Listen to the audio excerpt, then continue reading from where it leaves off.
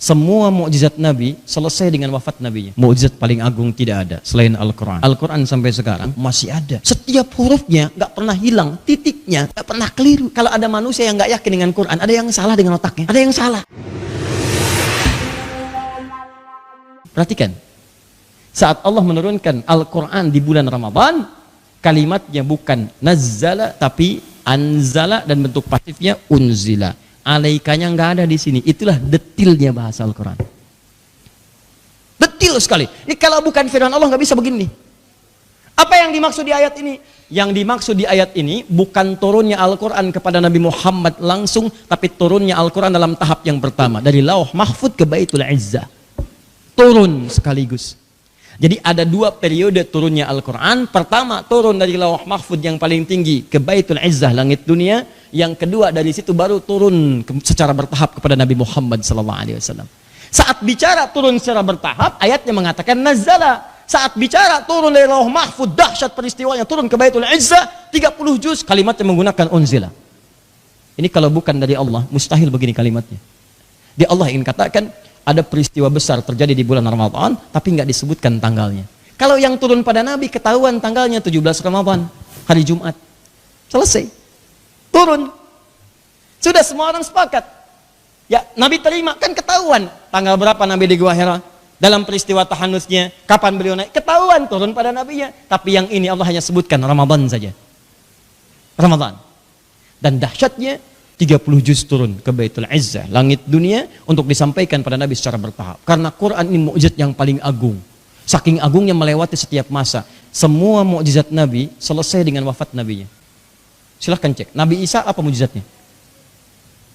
Tangannya bisa mengusap sesuatu dan semua penyakit sembuh. Sesuatu yang diusap, mengusap disebut dengan masaha, yang terusap, ini ngusap disebut dengan masih. Maka beliau disebut dengan Al-Masih. Mukjizatnya bisa menyentuh orang, penyakit sembuh.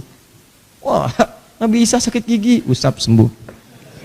Nabi Isa nggak bisa lihat, usap sembuh. Nabi Isa kolera, usap sembuh. Dokter bangkrut. Saat itu habis. Sekarang ada nggak yang begitu? Nggak ada. Nabi Musa, apa mukjizat paling tingginya? Tongkat. Ya, tongkat. Anda bayangkan, ya, luar biasa, tongkatnya kayu. Buka Quran surah kedua ayat 60, paling kanan pertengahan. Tongkat kayu dipukulkan ke batu, keluar 12 mata air. Minta kaumnya Nabi Musa 12 suku. Musa, kalau kamu memang benar Rasul, minta sama Allah, turunkan, berikan mata air pada kami. Cuman istimewa, setiap suku mesti dapat 1 mata air. Ada 12 waktu itu. Musa bermohon pada Allah. Begitu memohon, turun ayat. Wa idhistasqa Musa liqaumihi. Ketika umat-umatnya, Musa meminta kepada Musa, lalu Musa mohon kepada Allah, ya Allah, kami minta tolong berikan mata air kepada kami. Fakul nadrib bi'asakal hajar. Musa pukulkan tongkat kayumu kepada batu itu. Tongkat kayu ke batu, bukan berubah jadi tanaman. Tongkat kayu, pukulkan ke batu. Apa yang keluar? Fanfajarat min husnata asyrata aina. Memancar 12 mata air. Bayangkan, tongkat kayu dengan batu, kuat mana? Batu, karena tongkatnya punya Nabi Musa, pukulkan ke batu, keluar 12 mata air. Tongkat antum emas, pukulkan ke batu, keluar 12 air mata. Ada. Lempar jadi ular. Lempar Nabi Musa, ular. Dan bukan rekayasa. Tongkat siapa sekarang yang dilempar jadi ular? Gak ada. Tongkat siapa yang kayu bisa mukul batu keluar air? Gak ada. Wafat Nabinya, selesai mukjizatnya. Mukjizat paling agung tidak ada selain Al-Quran. Al-Quran sampai sekarang masih ada. Setiap hurufnya nggak pernah hilang, titiknya nggak pernah keliru. Silahkan cek. Dan terjaga lewat 15 abad. Ini saya tuh agak bingung ya. Kalau ada manusia yang nggak yakin dengan Quran, ada yang salah dengan otaknya. Ada yang salah. Ini kan coba Anda analisis, bandingkan dengan yang lain-lain. Kitab lain habis semua. Bahasa yang lain nggak ada. Silahkan cek, semua ada revisi. Bahasa itu menyesuaikan, ejaan yang disempurnakan. Coba Anda lihat, ya. Ulama kan dulu begini. Ulama nih. Sekarang jadi begini, baru. Ya kan? Ejaan yang disempurnakan. Silahkan cek di kitab-kitab lain. Ada penyesuaian. Wah, ada kitab yang kemudian disesuaikan dengan ejaan. Ada kitab yang diperbaiki kemudian susunannya. Al-Quran sejak dulu turun sampai sekarang, gak pernah kemudian usang. Sempurna, grammarnya sempurna, nggak ada yang hilang dan nggak pernah ada perbaikan. Pernah dengar edisi Quran revisi? Nggak ada, nggak ada. Di kalangan yang nggak yakin dengan Quran, keterlaluan orang itu. Silahkan cek dari semua sudut pandang, semua sepakat. Mau muslim, mau non muslim sepakat. Silahkan kaji Al-Quran, Anda akan temukan kedahsyatannya. Yang kedua, lihat sini. Antum kenal Firaun? Ayo bilang. Firaun itu kan luar biasa dahsyat. Itu ngelihat Nabi Musa langsung dengan mukjizatnya. Lemparkan tongkatnya jadi ular. Tukang sihirnya yang tahu itu bukan sihir, sujud.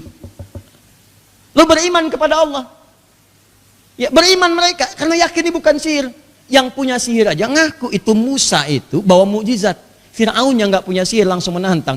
Mukjizatnya hadir di hadapan mata masih nggak yakin. Oh ini bapaknya tukang sihir. Ini mbahnya ini.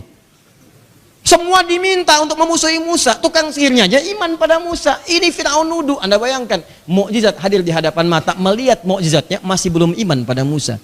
Al-Quran tidak. Nggak pernah lihat nabinya, cuman lihat mukjizatnya orang beriman. Dahsyatnya Al-Quran. Saya tanya pada antum, siapa di antara Anda yang pernah lihat Nabi Muhammad SAW? Nggak ada. Anda cuma dapat Qurannya, Anda bisa beriman. Dan tidak sedikit orang baca Al-Quran masuk Islam. Padahal nggak pernah lihat nabinya. Itulah dahsyatnya Al-Quran. Dahsyat.